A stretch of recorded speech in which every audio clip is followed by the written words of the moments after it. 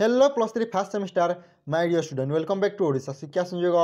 तो पिलाने देखते आज आम देखा जो आम एसी ओडिया रही पिलाने ताहार जो आम सेकेंड यूनिट कौन पिलाने वाक्य गठन रीति और जो आम प्रकार भेद रही ताहार 1 मार्क विशिष्ट किसी प्रश्न ता सहित 2 मार्क विशिष्ट किसी प्रश्न है पिलाने। गत वीडियो आम जो आम यूनिट 1 थे पिलाने तार क्वेश्चन आंसर टी आम डिस्कसन कर सारी जब तुम से वीडियो देखना तो डिस्क्रिप्शन लिंक अच्छी तुमने चाहिए से वीडियो देखिपार।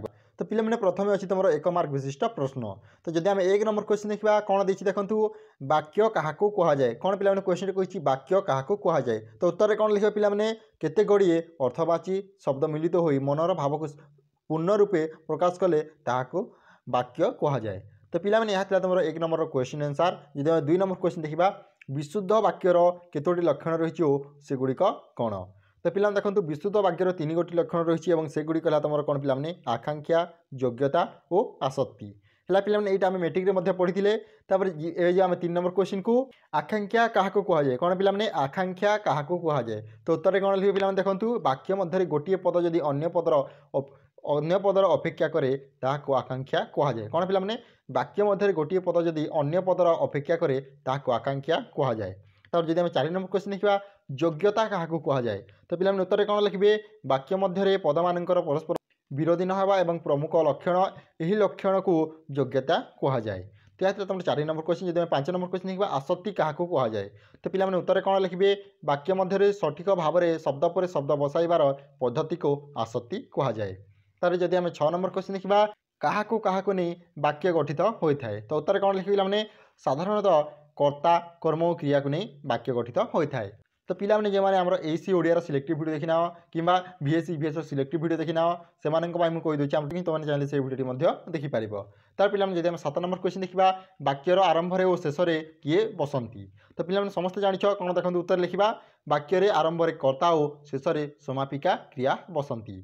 तापर जब आम 8 नंबर क्वेश्चन देखा पिलाने वाक्य गठन केतोटी मौलिक अंश रही से गुड़िक कौन कौन। तो पिलाने उत्तर कौन लिखे वाक्य गठन 2टी मौलिक अंश रही से गुड़िक है उद्देश्य और विधेय है पिलाने। 9 नंबर जब क्वेश्चन देखा उद्देश्य क्या कहुए। तो पिलाने उत्तर कौन लिखे जहाँ केन्द्र कर संबंध वाक्य कहुए उद्देश्य कहुए। तब जब आम 10 नंबर क्वेश्चन देखा विधेय क्या कहुए। तो पिलाने उत्तर कौन लिखे उद्देश्य संपर्क में जहाँ परवर्ती अंश कहुए विधेय कहुए। 11 नंबर क्वेश्चन अच्छी पिलाने गोटे सार्थक वाक्य को केतोटी दिगरु विभाजित से गुड़िक कौन कौन। तो पिलाने उत्तर कौन लिखे देखो गोटे सार्थक वाक्य को साधारणतः 2टी दिगरु विभाजित कराए और से गुड़िक है गठनात्मक विभागीकरण और अर्थ प्रकार्य भित्तिक विभागीकरण। तो पिलाने यहाँ तुम 11 नंबर क्वेश्चन। जब 12 नंबर क्वेश्चन देखा गठनात्मक दिगरु वाक्य को केते भाग में विभक्त कराए से गुड़िक कौन कौन। तो पिलाने उत्तर कौन लिखे पद विन्यास व्यक्तिक गठन धर्म दिगरु वाक्य को 3 भाग में विभक्त कराए से गुड़िक है कौन पिलाने सरल वाक्य यौगिक वाक्य और जटिल वाक्य। तब जब 13 नंबर क्वेश्चन देखा सरल वाक्य क्या कहुए। तो पिलाने उत्तर कौन लिखे गोटे मात्र समाख्या क्रिया को नहीं वाक्य गठित होते सरल वाक्य कहुए। 14 नंबर क्वेश्चन होची पिलाने यौगिक वाक्य क्या कहुए। तो उत्तर कौन लिखा 2 वा ततोधिक परस्पर निरपेक्ष सरल वाक्यर संयोग में जो वाक्य गठित हुए ताकू यौगिक वाक्य कहुए। तापर पिलाने 15 नंबर क्वेश्चन होची जटिल वाक्य क्या कहुए। परस्पर सापेक्ष 2 वा ततोधिक खंड काव्यर मिलन जो वाक्य गठित होता है जटिल वाक्य कहुए। तार 16 नंबर क्वेश्चन होची पिलाने अर्थगत प्रकार्य दिगरु वाक्य को केते भाग में विभक्त कराए और से गुड़िक कौन। तो पिलाने उत्तर कौन लिखे अर्थगत प्रकार्य अनुसार वाक्य को 6 गोटी दिगरु विभक्त कराए से गुड़िक है तुम कौन पिलाने विवृत्ति सूचक वाक्य सूचक वाक्य आदेश अनुरोध आशीष परामर्श सूचक वाक्य प्रश्न सूचक वाक्य और नास्ति सूचक वाक्य और तुम अस्थिवाचक है पिलाने। तो यह है तुम अर्थगत प्रकार्य दिगरु वाक्य को आम 6 भाग में विभक्त करिथाउ। तो पिलाने जब 17 नंबर क्वेश्चन देखा खंड वाक्यांश क्या कहुए। तो पिलाने उत्तर कौन लिखे वाक्यर बुझा पड़ुवा निर्दिष्ट अंश को निर्दिष्ट केतोटी पद संहति को खंडकाव्य वाक्यांश कहुए। तार पिलाने 18 नंबर क्वेश्चन होची विवृत्ति सूचक वाक्य क्या कहुए। तो पिलाने उत्तर कौन लिखे निर्दिष्ट विषयक विवृत्ति वक्तव्य प्रकाश करुवा वाक्य को विवृत्ति सूचक वाक्य कहुए। तापर पिलाने जदि आम 19 नंबर क्वेश्चन देखा वाक्यर रूपांतर कौन। तो पिलाने उत्तर कौन लिखे गोटे प्रकार वाक्य को अर्थ परिवर्तन न करी अन्य प्रकार वाक्य परिणत करने को वाक्यर रूपांतर कहुए। तो पिलाने यहाँ तुम 1 मार्क विशिष्ट प्रश्न है पिलाने एबे जा पिला माने आमे 2 मार्क विशिष्ट प्रश्न को वाक्य कोण उदाहरण सह लेख वाक्य कोण उदाहरण सह लेख तो उत्तर कोण लिखि पिला माने केते गोडी पद मिलित होई मनर भाव को पूर्ण रूपे प्रकाश कले ताहाको वाक्य कहा जाए उदाहरण पक्षी माने आकाश रे उड़ुछंती एहा एक संपूर्ण वाक्य एथिरे कोनोसीटी जे कोनोसी शब्द को काटी दिले ताहा विशुद्ध हो संपूर्ण वाक्य होई पारिबो नाही तो बुझिले पिलाने वाक्य कोण तार उदाहरण ती एमिति लिखिबे तार पिला जदि हम 2 नंबर क्वेश्चन लिखबा कौन पिलाने कही क्या नहीं वाक्य गठित होता है तो उत्तर कौन लिखे पिलाने साधारणतः कर्ता कर्म और क्रिया को नहीं वाक्य गठित होता है यथा वर्षा आसिले चाष कार्य हुए यही काव्य कौन पिलाने वर्षा आसिले कर्ता चाष कार्य होम कर्म और हुए हूँ पिलाने क्रिया है तो जब 3 नंबर क्वेश्चन देखा निम्न उदाहरण गुड़िक कହାର भाव रही देखो पिलाने आमर क्यों वाक्य देछि पिलाटी खेलु खेलु डैक्स तुम पहाड़टी आकाश में उड़ुअछि व्यवहार करो ना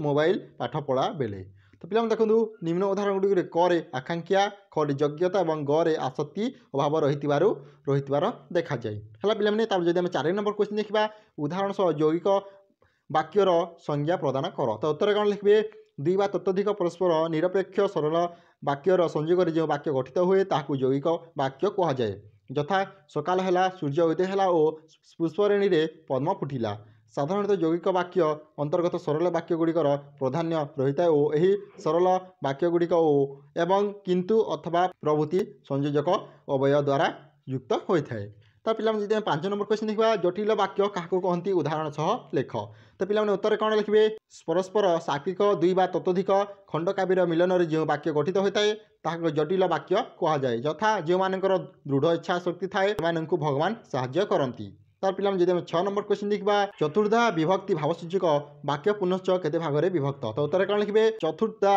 विभक्ति भावसूचक वाक्य पुनश्च अतिवास्तव और नास्तिवाचक भेदर 2 भाग विभक्त करा यथा आस्तिवाचक वाक्य को कौन पिला विधिसूचक और नास्तिवाचक वाक्य को निषेधसूचक वाक्य कहुए तब जब 7 नंबर क्वेश्चन देखा वाक्यांश क्या कहती तो उत्तर कौन लिखे पिला व्यक्ति तार भाव प्रकाश करने निमित्त प्रसंग और परिस्थिति को लक्ष्य कर किसी छोट बड़ वाक्य प्रकाश करता है प्रत्येक वाक्य जो सब एकाधिक अंश थाए ताकू गोटे गोटे वाक्यांश कहुए 8 नंबर क्वेश्चन अच्छी उपवाच्य बा कौन पिलाने आश्रित वाक्य क्या कहुए तो उत्तर कौन लिखे पिलाने गोटे संपूर्ण वाक्य एकाधिक खंड काव्य रही से गोटे पद गोटे प्रधान खंडवाक्य रहा सहित अन्य गुड़िक अप्रधान खंडवाक्य था यही अप्रधान खंडवाक्य को उपवाक्य बा आश्रित वाक्य कहुए 9 नंबर जब क्वेश्चन देख पिलाने उदाहरण सह अनुष्कात्मक बा आदेशमूलक वाक्य क्या कहती लेख तो उत्तर कौन लिखे पिलाने जो वाक्य आदेश उपदेश अनुरोध कामना आशीर्वाद बा अनुमति भाव